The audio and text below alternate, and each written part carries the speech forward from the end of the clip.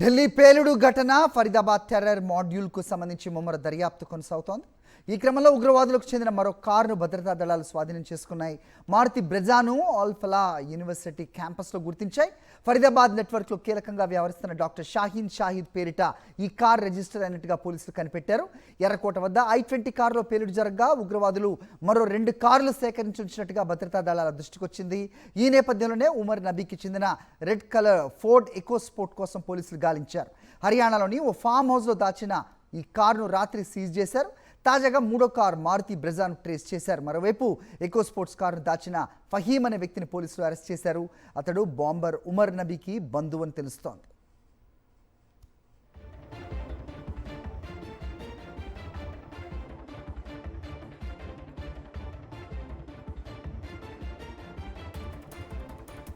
చూస్తున్నాం అల్-ఫలా యూనివర్సిటీలో మరో ఉమర్కి సంబంధించిన మరో కార్ని ఇక్కడ గుర్తించడం చూస్తున్నాం. I-20లో పేలుడు జరిగిన తర్వాత మరిన్ని కార్లు సేకరించి ఇదే తరహాలో దాడులు చేయాలి అనే ఒక పెద్ద ప్లాన్ ఉన్నట్టుగా పోలీసులు గుర్తించారు. ఢిల్లీ పేలుడు కేసులో జరిపిన ముమ్మర దర్యాప్తులో అనేక అంశాలు బయటకు వస్తున్నాయి. ఒక రెడ్ ఫోర్డ్ ఎకోస్పోర్ట్ కారును కూడా ప్రస్తుతం స్వాధీనం చేసుకున్నట్టుగా తెలుస్తోంది. సో ఆ కార్ ఎవరైతే దాచారో అతను ఉమర్కి బంధువుగా కూడా అప్డేట్ అందుతోంది.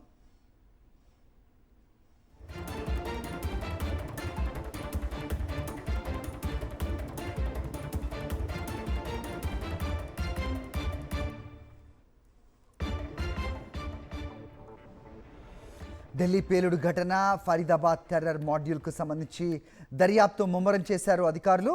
ఈ క్రమంలో ఈ టెర్రరిస్టులకు చెందిన మరో కారును భద్రతా దళాలు స్వాధీనం చేసుకున్నాయి. మారుతి బ్రెజాను ఆల్-ఫలా యూనివర్సిటీ క్యాంపస్లో గుర్తించాయి.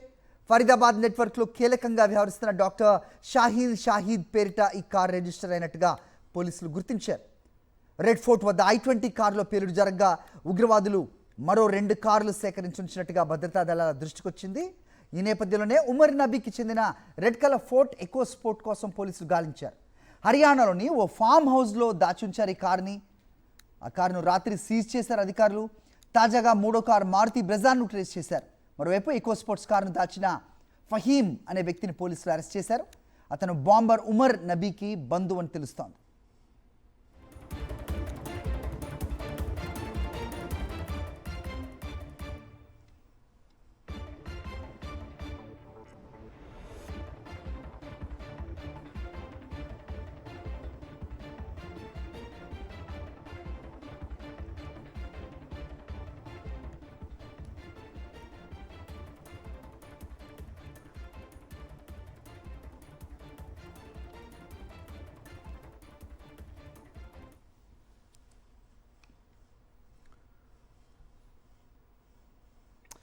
ఢిల్లీ పేలుడు ఘటన నేపథ్యంలో కేంద్ర హోంమంత్రి అమిత్ షా మరోసారి ఉన్నత స్థాయి భద్రతా సమావేశం నిర్వహించారు.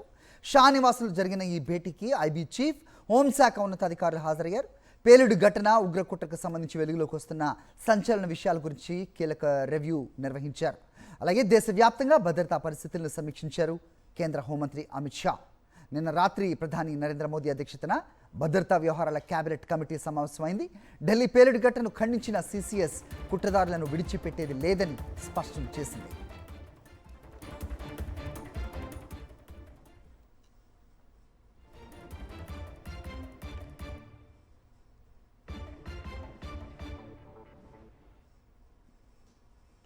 మరోవైపు ఢిల్లీ పేలుడు ఘటనలో మృతుల సంఖ్య 13కి పెరిగింది. గాయాలతో హాస్పిటల్లో చికిత్స పొందుతున్న వారిలో మరో వ్యక్తి ప్రాణాలు కోల్పోయినట్లుగా అధికారులు వెల్లడించారు. పేలుడు ఘటనలో దాదాపు 20 మంది వరకు గాయపడ్డారు.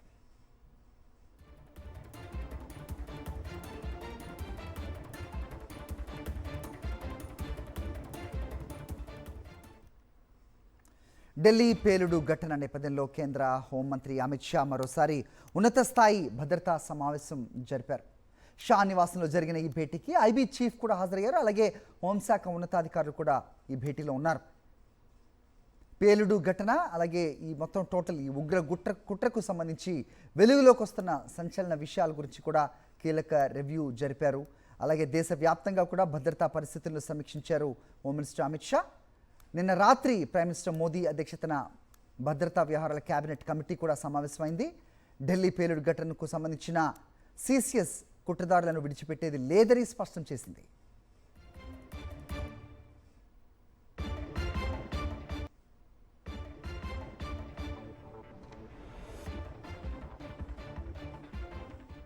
మరోవైపు ఢిల్లీ పేలుడు ఘటనలో మృతుల సంఖ్య 13కి పెరిగింది. గాయాలతో హాస్పిటల్లో చికిత్స పొందుతున్న వారిలో మరో వ్యక్తి ప్రాణాలు కోల్పోయినట్టుగా అధికారులు తెలిపారు. పేలుడు ఘటనలో దాదాపు 20 మంది వరకు గాయపడ్డారు.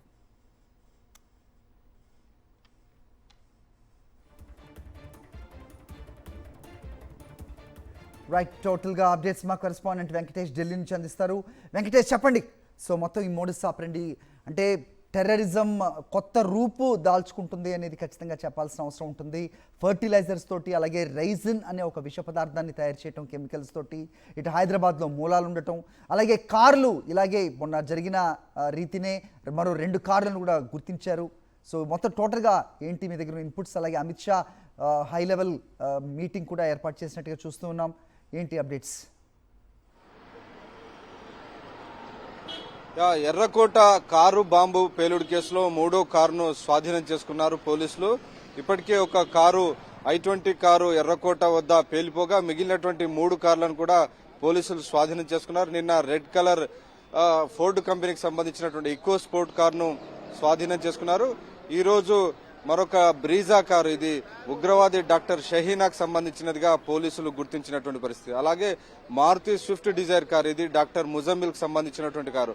సో మొత్తం కుట్రలో 4 కార్లను ఉపయోగించాలని భావించారు. అందులో ఒక కారు పేలిపోగా మిగిలినటువంటి 3 కార్లను మాత్రం పోలీసులు స్వాధీనం చేసుకోగలిగారు. సో ఈ కుట్రకు సంబంధించి ఇంటరాగే దర్యాప్తు చేస్తున్న కొద్దీ కొత్త విషయాలన్నీ కూడా బయటపడుతున్నటువంటి పరిస్థితి. ప్రధానంగా ఢిల్లీని టార్గెట్ గా చేసుకుని ప్రధానంగా 4 చోట్ల బాంబులు పేల్చాలి, కారు బాంబులు పేల్చాలని వారు పక్కా ప్రణాళిక రూపొందించుకున్నారు. దానికి ఆల్ఫలా యూనివర్సిటీని కేంద్రంగా చేసుకున్నారు. అక్కడ ఉన్నటువంటి రూమ్ నెంబర్ 13-17లోనే దీనికి సంబంధించిన కుట్ర జరిగిందని పోలీసులు ఇప్పటికే వారి దర్యాప్తులో వెల్లడైనటువంటి పరిస్థితి. సో ఆల్ఫలా యూనివర్సిటీలో ఉన్నటువంటి ల్యాబ్ నుంచి కెమికల్స్ సేకరించినట్టుగా తెలుస్తుంది. అలాగే బయట అమోనియం నైట్రేట్ గానీ, ఫాస్ఫేట్ గానీ ఇలాంటి ఫర్టిలైజర్స్ లో ఉపయోగించేటువంటి ఈజీగా మార్కెట్లో లభ్యమయ్యేటువంటి ఈ ఫర్టిలైజర్స్ అన్నిటిని కూడా తీసుకొచ్చి ఒక కొత్త ఫార్ములా ద్వారా వీటిని బాంబులు తయారు చేయాలనేటువంటి ఒక ప్రణాళిక రచించారు. సో ఎవరికి అనుమానం రాకుండా ఉండేందుకు ఈసారి డాక్టర్లను ఎందుకు ఎంచుకున్నారు. సో డాక్టర్లతో ఒక గ్రూప్ ఏర్పాటు చేశారు. సో ఈ గ్రూప్ కు మొత్తం డాక్టర్ ఉమర్, అలాగే డాక్టర్ ఆదిల్ నాయకత్వం వహిస్తూ దీనికి సంబంధించినటువంటి ఎంటైర్ పక్కా ప్రణాళిక రూపొందించారు. సో దీనికి సంబంధించినటువంటి తరచుగా వాట్సాప్ గ్రూప్ లో టెలిఫోన్ సిగ్నల్ యాప్ ద్వారా దీనికి సంబంధించినటువంటి కంప్లీట్ గా చర్చలు జరిగాయని కూడా పోలీసుల యొక్క దర్యాప్తులో బయటపడినటువంటి పరిస్థితి. సో మొత్తానికి చాలా భారీ ఎత్తున కుట్ర పన్నారు. అయితే పోలీసులు దీన్ని సకాలంలో ఛేదించడంతో ఒక పెద్ద ప్రమాదాన్ని తప్పించినప్పటికీ డాక్టర్ ఉమర్ మాత్రం పరారై ఎర్రకోట వద్ద కారు బాంబు పేల్చినటువంటి పరిస్థితి మనం చూసాం. సో మొత్తానికి ఈ మొత్తం కుట్రకు మొత్తం జైషే మహమ్మద్ ఉగ్రవాద సంస్థ దీని వెనుక ఉండి కథ నడిపిస్తోంది. గతంలో పాకిస్తాన్ లో ఉన్నటువంటి బావల్పూర్ నుంచి ఈ మొత్తం కథ నడిపించగా ఈసారి భారత్ పాకిస్తాన్ లో కూడా వెళ్లి దాడులు చేస్తున్నటువంటి నేపథ్యంలో అడ్డా మార్చుకుని టర్కీకి తన యొక్క స్థావరాన్ని షిఫ్ట్ చేసిందని తెలుస్తుంది. సో టర్కీ నుంచి డాక్టర్ ఉమర్ కు ఆదేశాలు అందాయి. సో ఆ ఆదేశాలకు అనుగుణంగా ఆయన ఎర్రకోట వద్ద బాంబు పేల్చారు. సో తన అనుచరులు దొరికిపోవడంతో ఆయన ఈ ఘాతుకానికి పాల్పడినట్టుగా తెలుస్తుంది. నిజానికైతే డిసెంబర్ 6వ తేదీన దేశంలో ఢిల్లీలో ఉన్నటువంటి 4 చోట్ల పేల్చాలని ప్రణాళిక రచించారు. కానీ ముందుగానే అనుచరులు దొరికిపోవడంతో ఇక విధిలేని పరిస్థితుల్లో ఎర్రకోట వద్ద తమ టార్గెట్ లో భాగంగా అక్కడ కారు బాంబు పేల్చి 13 మంది మృతికి కారణమయ్యారు. హరి.